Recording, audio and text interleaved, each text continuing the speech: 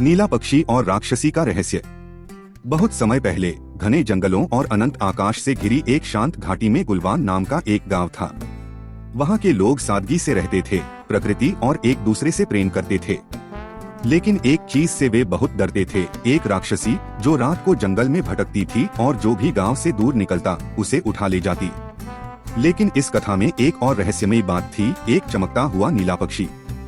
जब भी कोई व्यक्ति गायब होता, वह पक्षी आकाश में मंडराता दिखाई देता। कुछ लोग उसे एक दिव्य संदेशवाहक मानते, तो कुछ उसे राक्षसी का साथी समझते थे। आर्यन की खोज। गांव में एक बहादुर और जिज्ञासु 13 साल का लड़का था, जिसका नाम था आर्यन। उसकी प्यारी बहन अन्वया कुछ दिन पहले जंगल में गई और फिर लौटकर नहीं आई। आर्यन बहुत दुखी था, लेकिन दृढ़ निश्चयी भी। उसे उस रात का दृश्य याद था जब अन्वया गायब हुई, आसमान में उड़ता नीला पक्षी। एक चांदनी रात आर्यन ने थोड़ा खाना, एक लकड़ी की तलवार और अपनी दादी द्वारा दिया गया एक जादुई ताबीज लिया। चुपचाप वह घर से निकला और सच्चाई की तलाश में उस निषिद्ध जंगल की ओर चल पड़ा। जंगल का पहला रहस्य। जैसे ही आर्यन जंगल में गया, उसने अजीब सी ऊर्जा महसूस की। पेड़ फुसफुसाते जान पड़े और चांदनी में परछाइयां नाचती दिखीं। तभी वही नीला पक्षी दिखाई दिया और उड़ते हुए आगे बढ़ा। आर्यन उसके पीछे पीछे चला।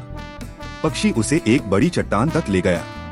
उसके पीछे एक संकरा गुफा का द्वार छिपा हुआ था। आर्यन थोड़ी देर रुका, फिर साहस करके अंधेरे में कदम रखा। राक्षसी का प्रकट होना। गुफा के अंदर एक डरावनी चीख गूंजी। अंधेरे से एक लंबी लाल आंखों वाली राक्षसी निकली।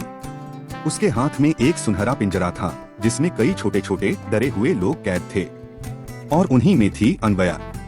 राक्षसी गर्जी, जैसे तेरी बहन को कैद किया, अब तू भी हमेशा के लिए यहाँ रहेगा।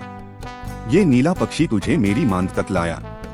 आर्यन भले ही डरा हुआ था, आगे बढ़ा और बोला, क्या नीला पक्षी तुम्हारा सेवक है या वो हमारी मदद कर रहा है?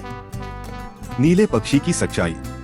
उसी समय नीला पक्षी फिर से आया, लेकिन अब वह चमकने लगा। अचानक वह एक तेज रोशनी में बदलकर एक जादुई परी बन गया। परी ने कहा, मैं इस जंगल की रक्षक आत्मा हूँ। बहुत पहले इस राक्षसी ने इस स्थान को श्रापित किया था। केवल वही जिसे डर न हो और दिल शुद्ध हो, मुझ तक पहुँच सकता है। आर्यन, वही तुम हो। उसने बताया कि राक्षसी को केवल सच, साहस और क्षमा की शक्ति से हराया जा सकता है। अंतिम संघर्ष। आर्यन ने अपनी लकड़ी की तलवार उठाई।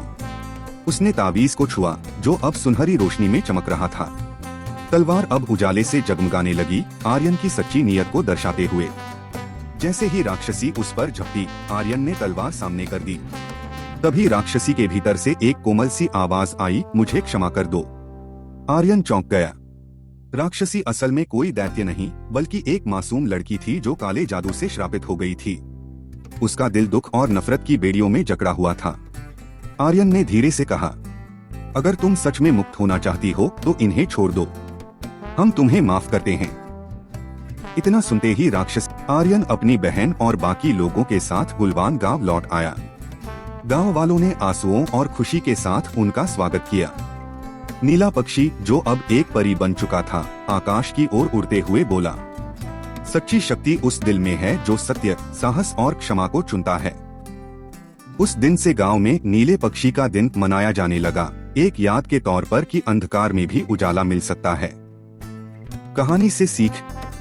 सच्चा जादू न तो किसी मंत्र में है, न डर में, बल्कि सच्चाई का सामना करने की हिम्मत, क्षमा करने की शक्ति और वह प्रेम है जो घावों को भरता है।